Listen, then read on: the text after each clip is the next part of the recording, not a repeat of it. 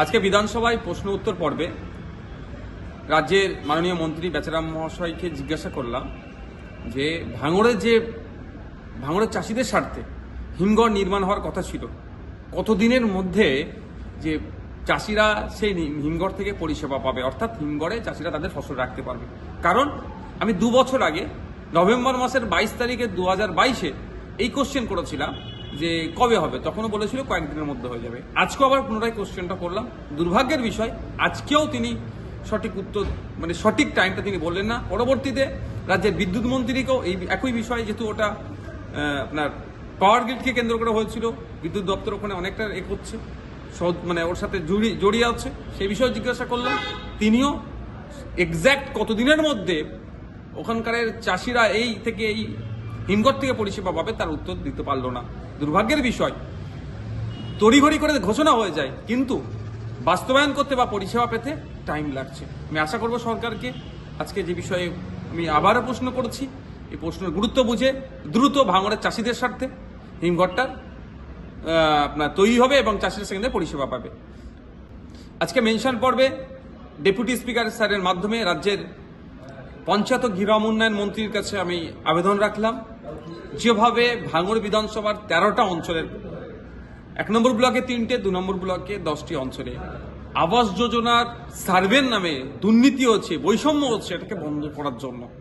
কারণ আমরা দেখছি কারো কাছে টাকার ডিমান্ড করেছে বা অবৈধ পন্থা অবলম্বন করে যখন সার্ভে করতে আসছে, শাসক দলের লোকেরা সাথে থেকে অন্যের রান্নাঘর, গোয়াল ঘর এগুলো দেখিয়ে তাদের যারা বাড়ি পাওয়ার যোগ্য নয় তাদের নাম ইনক্লুড করার চেষ্টা হয়েছে।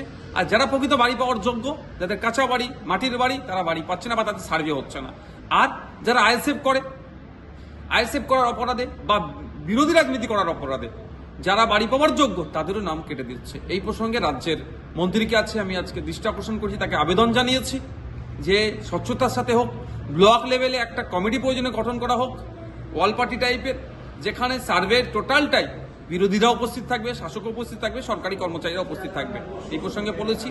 আমি ধন্যবাদ জানাই রাজ্যের মাননীয় মন্ত্রীকে যে এই কথার তিনি সাথে সাথে প্রতি উত্তর দিয়েছেন। তিনি আমাদেরকে আশ্বস্ত করেছেন, শুধু ভাঙড়ের বাসিন্দা নয়, সারা রাজ্যের মানুষের জন্য বার্তা দিয়েছেন। যদি মনে হয় কারো তার সাথে ইনজাস্টিস হয়েছে, অন্যায় হয়েছে, তার পরিবর্তে অন্য কেউ বাড়ি পেয়েছে, সরাসরি মন্ত্রী মহাশয়ের যেগুলো যে আপনার ডিস্ট্রিক্ট লেভেলে হোক বা নবান্নে হোক বা মন্ত্রী দপ্তরে এগুলো অভিযোগ জানালে তিনারা খতিয়ে দেখবেন। আমি ভাঙড়বাসীর উদ্দেশ্যে বলবো, বাড়ি পাওয়ার জন্য কাউকে 20,000 30,000 টাকা দেওয়ার প্রয়োজন নাই। বাড়ি পাওয়ার জন্য শাসক বিরোধী দলের কারো ঝান্ডা ধরতে হবে এই ধরনের বাধ্যবাধকতা নাই। আমি বিধায়ক হিসাবে বলছি, কেউ যদি মনে হয় তার সাথে অন্যায় হয়েছে, যে ফাইনাল লিস্ট বার হবে, ব্লকে, এসডিও অফিসে, ডিএম অফ লেভেলের বিভিন্ন জায়গায় এটা লিস্ট থাকবে, আপনারা সেগুলো জায়গায় দেখুন। যদি মনে হয় আপনাদের সাথে ইনজাস্টিস হয়েছে, আপনাদের বিধায়ক আমি নওশাদ সিদ্দিকী, আমার সাথে যোগাযোগ করুন।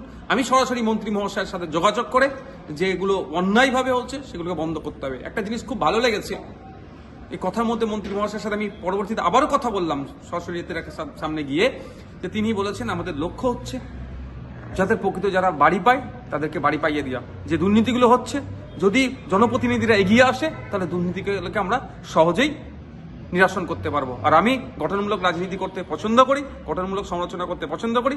আমার লক্ষ্য ভাঙড় দুর্নীতিমুক্ত হোক, ভাঙড়ের প্রতিটা নাগরিক সরকারি পরিষেবা পাবে।